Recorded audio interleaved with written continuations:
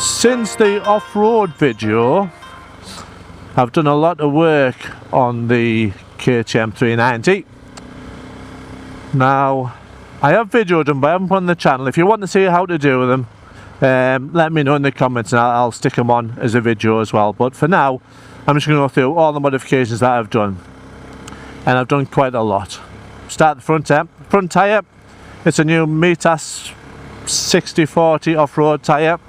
That should help that front end feel when it gets a little bit slippy. Same as the rear, it's got a rear Mitas off-road tyre as well, which is obviously a lot better for that extra bit of grip when we get going on the slippy stuff. The screen, so I bought another screen holder. So now I've got two screens. Now at the moment I've got my large touring screen on, because I'm also reviewing the helmet and some motor grip hand wrists at the moment. But that's easily changed on one Allen bolt, so that's dead easy to do. Just one 4mm Allen bolt. That comes off and the new one goes on. Now there's two positions. You can have a low position or slightly higher position. I have it on the higher position because it just protects the little sat nav. Coming forward, we've got the new folding shorty levers for the clutch and the brake lever, and they're really nice. They fold up, so if anything did happen, they would fold rather than snap. However, I've also put some nice bark buster type hand guards on for that extra protection, because the original ones are just plastic and they're a bit flimsy really. Handlebar risers. So I've put some super duper vibration dampening handlebar risers on, and they're not bad at all. They've brought the handlebars up and back. Up I think is by about an inch and probably half an inch back over, so when I'm sitting on the bike on the road it's so much more comfortable. It really is good. Very happy with that as well. Heated grips are already on. The tyre pressure monitor I mentioned before, I put that on. That's useful when I drop the pressure of the tyres when we go off-road, and obviously when I pump them back up again with my little USB charged pump. Low down grunt has been improved by fitting a 14 tooth front sprocket.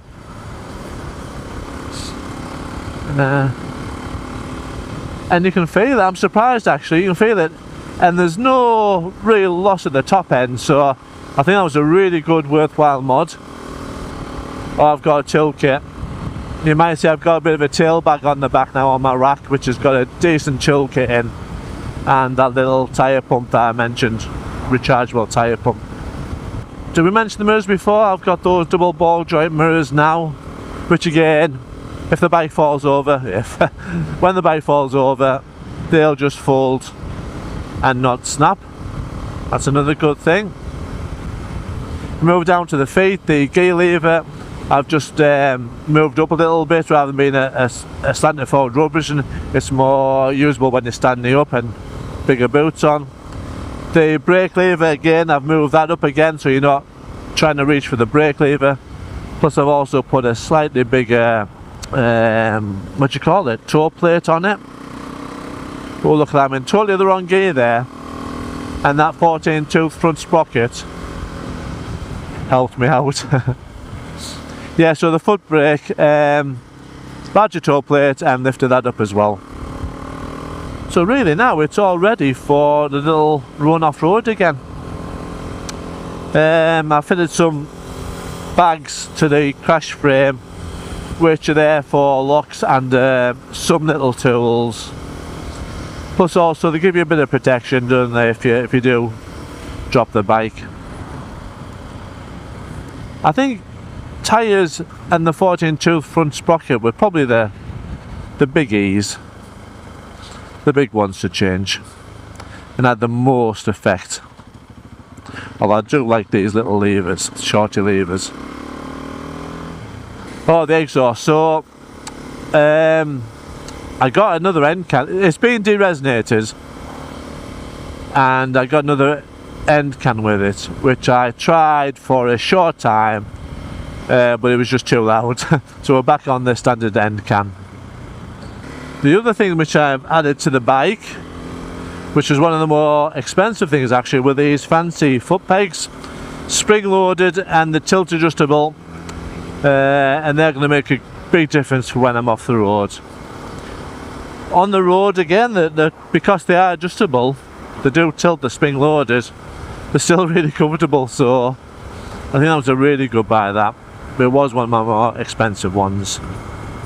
So yeah, they're the mods. The tyres and the 14-tooth front sprocket should help me the most off-road, I think. The levers obviously are now also a bit more adjustable and foldable, which is better. I've got the front small screen to go back on nice and easily. So yeah, we're all ready to go off-roading again.